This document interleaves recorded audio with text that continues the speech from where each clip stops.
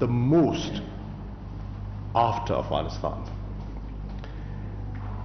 We are also one of the biggest stakeholders in peace and stability in Afghanistan, and have been facilitating the peace process in Afghanistan.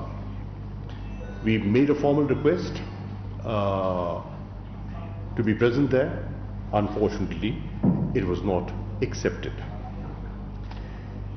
At the time of India assuming the presidency of the Security Council, for the month of August, it's a monthly event.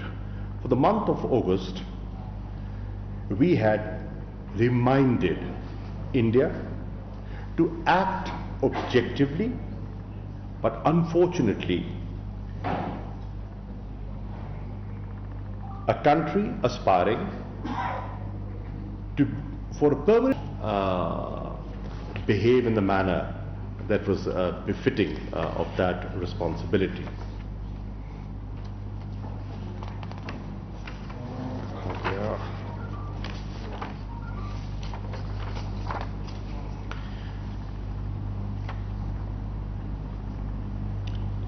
By not acceding to Pakistan's request to brief the Security Council, India has been, in our view, in breach of its obligation as President of the Security Council.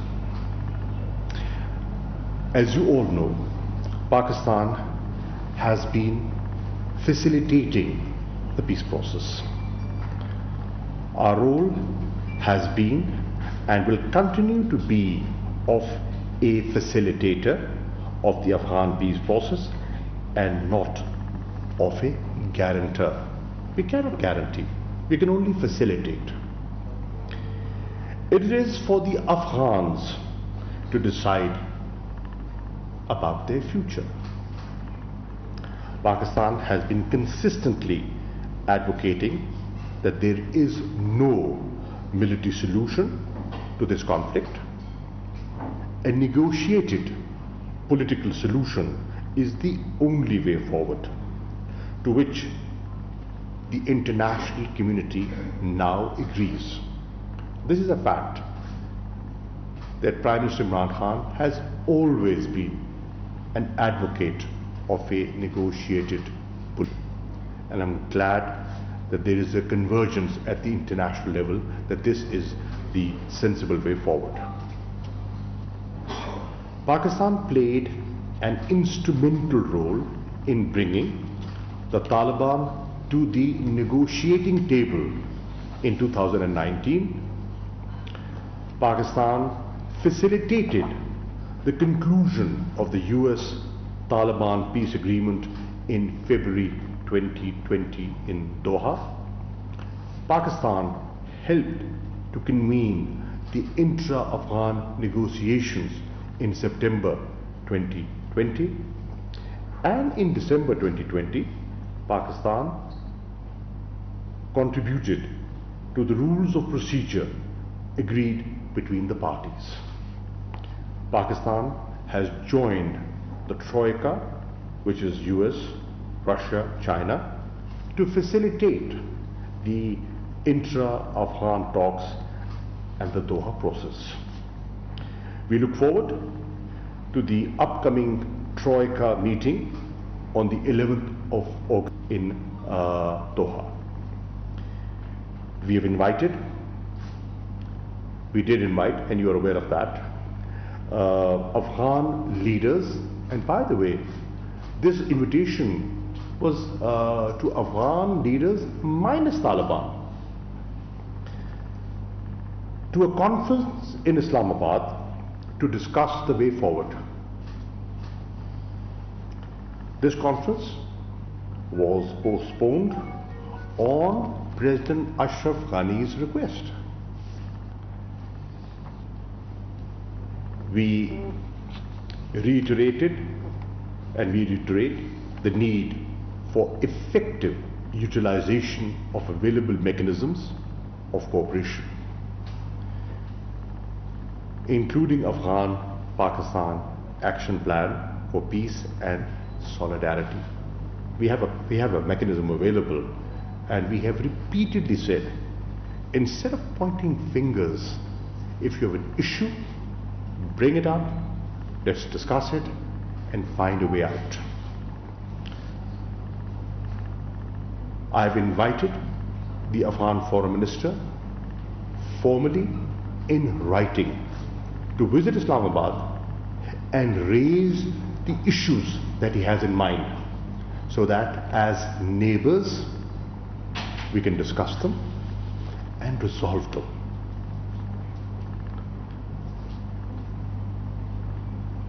We also urge the government of Afghanistan to refrain from the blame game and engage with Pakistan in a meaningful manner to address the challenges to peace, security and progress in the region. Once again, the peace process in Afghanistan is at a critical juncture. It is important that all energies are focused on finding an inclusive, broad-based and comprehensive political settlement through a process that is Afghan-led and Afghan-owned. We have repeatedly stated that we have no favorites in Afghanistan. We see all sides in the conflict as Afghans. We do not, differentiate. They're all Afghans, and they have to decide about their future. It is unfortunate to scapegoat Pakistan for the failures of others. The issues of governance and meltdown of Afghan National Defense Forces needs to be looked into, and not just start pointing fingers at Pakistan. In his statement, the UN Security Council, the Afghan representative propagated disinformation and leveled baseless allegations against Pakistan to mislead the international community. We categorically reject those baseless accusations. As the US NATO forces are near completion of their withdrawal from Afghanistan, we are seriously concerned at the growing violence and lack of substantive progress in the intra-Afghan negotiations. We are also deeply concerned at the reports of human rights violations and urge all sides to show full respect for human rights and international humanitarian laws. We have shared our perspective with all UN Security Council members through a circulated statement. Our position is clear and has been consistent. Thank you. Ji, please.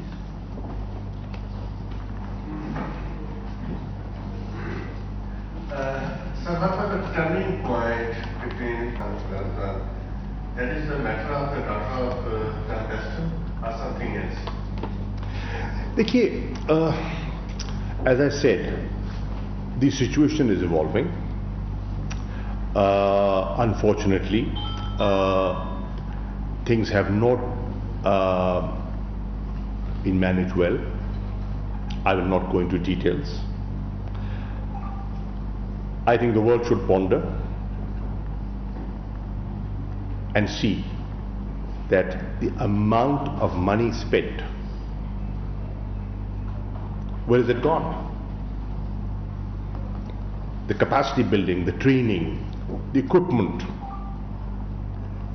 Where is it?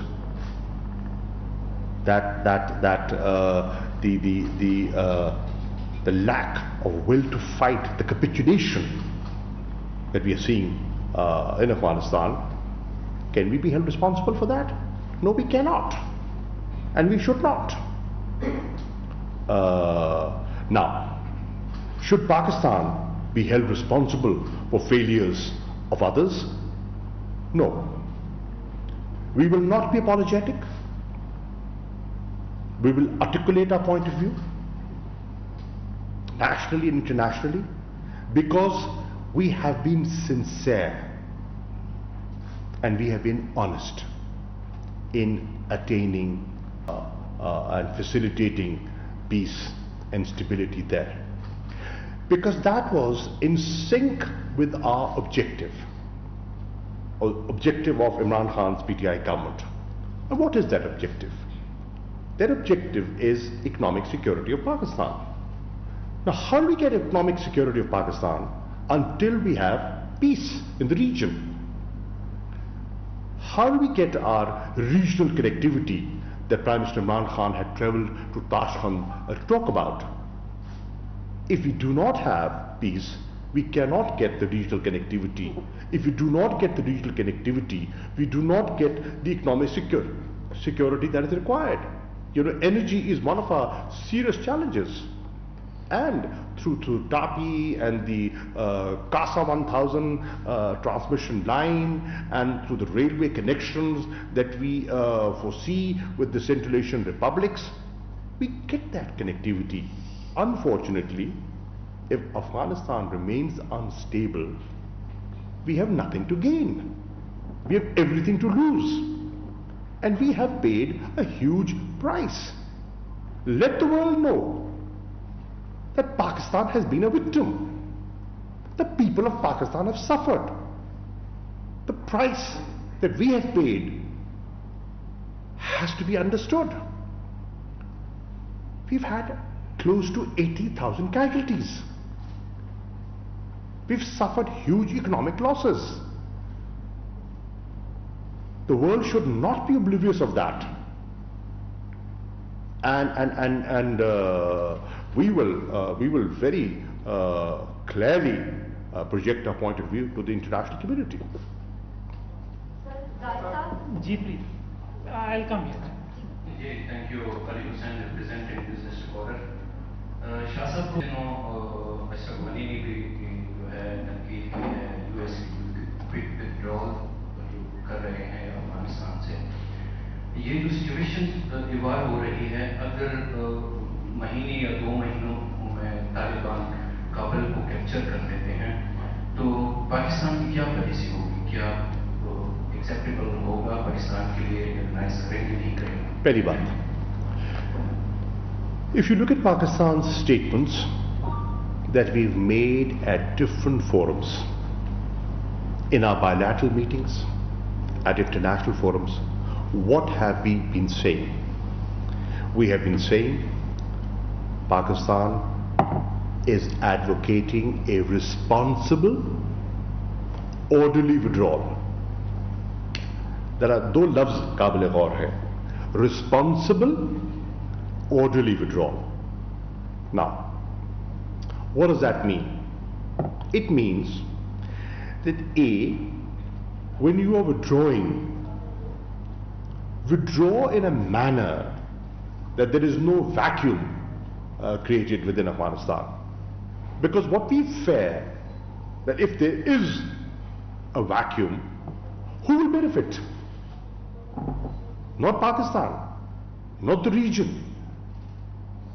The actual beneficiaries of that vacuum will be terrorist outfits that have been hurting Pakistan, that have been hurting this region. That is why we expected along the withdrawal there would be a process of negotiations, and they will go hand in hand.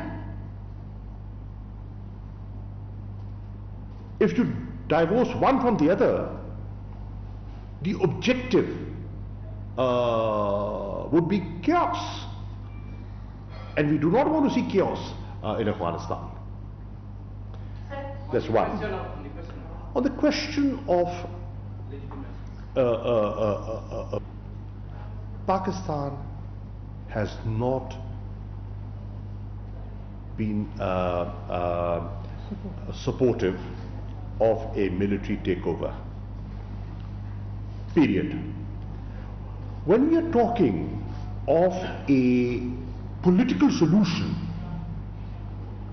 that is the opposite of a military takeover. I mean, it's understood.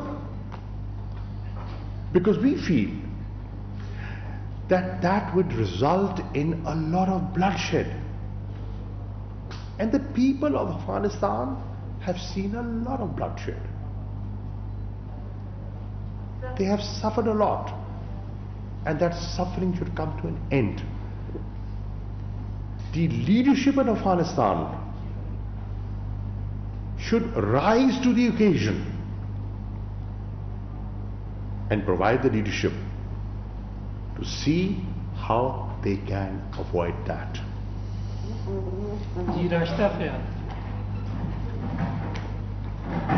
Thank you sir. Rashida Sial Akhtar से sir ये बता दीजिए कि अफगानिस्तान के मसले को लेकर पाकिस्तान ने जितना अमेरिका का साथ दिया, क्या पाकिस्तान को उतनी इम्पोर्टेंस इन रिटर्न मिली कि नहीं मिली, ये बता दीजिए, क्योंकि अमेरिकी प्रेसिडेंट की जानिब से अभी तक प्राइम मिनिस्टर के साथ कोई बात नहीं की गई। सेकेंडली, यूसुफ साहब ने अपने स्टेटमेंट में भी कहा है कि अमेरिका ने तो कोई अटैक या बेसिस का लफ्ज़ नहीं इस्तेमाल किया। क्या सर, एनएसए ने अपने स्टेटमेंट में कहा है कि अमेरिका की जानिब से बेसिस के मांगने के हवाले से कोई बात नहीं हुई अफगानिस्तान को लेकर, तो इस पर भी क्लैरिफाई कर दीजिए। Thank you. Mohtama, to begin with, our objectives in Afghanistan are in sync with what the US is saying, what the international community is saying. We are on the same page. We are saying exactly what they want, because that is in the regional interest. Now, if our interests are allied, then we should be working more closely. We should have more consultations. We should have more coordination, right?